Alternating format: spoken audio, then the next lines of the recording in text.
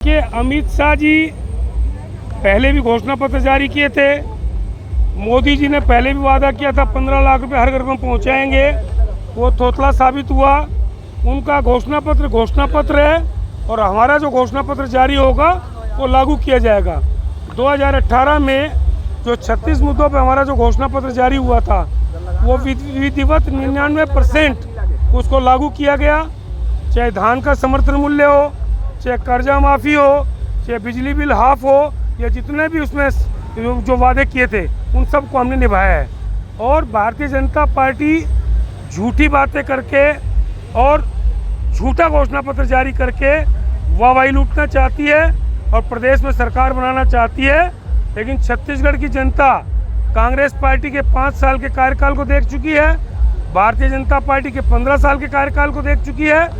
दोनों का आकलन करने पर जनता ने ऐसा महसूस किया है 15 साल बनाम 5 साल, 15 साल से अच्छे 5 साल कांग्रेस के रहे हैं।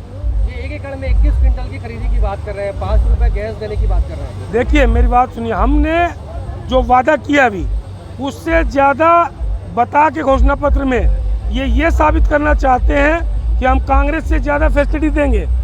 लेकिन अभी तक जितने भी राज्यों में चुनाव हुए कहीं भी भारतीय जनता पार्टी ने 3100 रुपये दूर की बात 2100 रुपये भी अगर कहीं घोषणा की हो पूरे भारतवर्ष में तो आप एक भी राज्य को बता दीजिए। इसलिए तात्कालिक लाभ उठाने के लिए झूठी बातें कर रहे हैं और बाद में कहेंगे हमारा जुमला था, जैसे 15 लाख का कहा। तो इसलिए इनकी बातों मत आइए आप।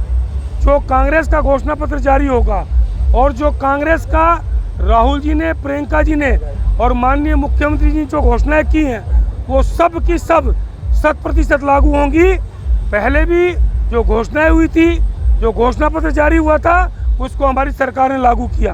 किसानों को कर्जा माफ़ किया, बिजली बिल हाफ किया, धान का समर्थन मूल्य आपका जो है 2500 रुपया दिया, फिर 2640 दिए और अभी 2783 रुपया। तो इस प्रकार से जो कांग्रेस पार्टी कहती है वो करती है। जो हमने वादे किए उनको निभाया और अभी कांग्रेस का घोषणा पत्र भी आएगा तो पूरी प्रदेश की जनता ये महसूस करेगी कि कहीं न कहीं भारतीय जनता पार्टी से ज़्यादा अच्छा घोषणा पत्र कांग्रेस पार्टी का है। थैंक यू भैया। सच कहूँ तो अभी तक तो हमने पढ़ा नहीं। जो 1-2 पॉइंट उनने कहा है कि हम लोग 3100 देने वाले हैं, ये पिछले 15 साल में 2100 नहीं दे पाए तो क्या 3100 देंगे। और वो खुद ही कहते हैं कि जुमलाबाजी थी। तो ये तो जो कुछ है उसमें जुमलाबाजी होगा, कोई सीरियस मामला नहीं होगा। पिछले 2 साल का उनने बोनस नहीं दिया, 2100 रुपया नहीं दिया, तो 3100 में तो आशा करते नहीं। कांग्रेस पार्टी ने भरोसा दिखाया है, हम सब लोगों ने भरोसा किया है, उनने किए हुए वादे पूरे किए हैं। अभी तो हमारा घोषणा पत्र आने दीजिए, फिर देखिएगा कौन कहाँ बैठता है। अभी हमारा घोषणा पत्र कहाँ आया है। ये 31 रुपए क्विंटल की बात करते हैं, ये 5 रुपए में गैस देने की बात करते हैं। क्या लगता है कांग्रेस के घोषणाओं से डर गई है बीजेपी?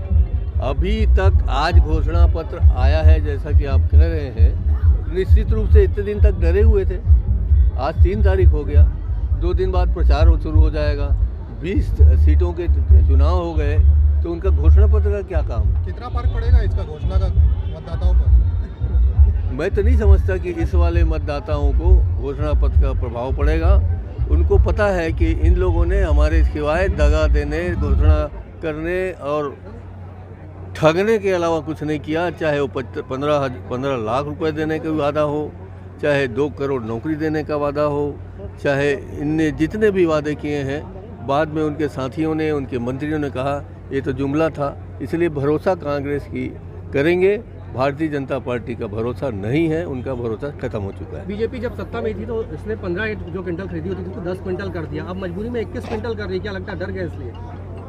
साफ साफ दिख रहा है कि वो डरे हुए हैं, सहमे हुए हैं, किसी तरह अपना मुंह छुपाना चाहते हैं, अपनी मुंह को छुपा के भागना चाहते हैं, इसलिए ऐसा घोषणा किया। Thank you. Thank you.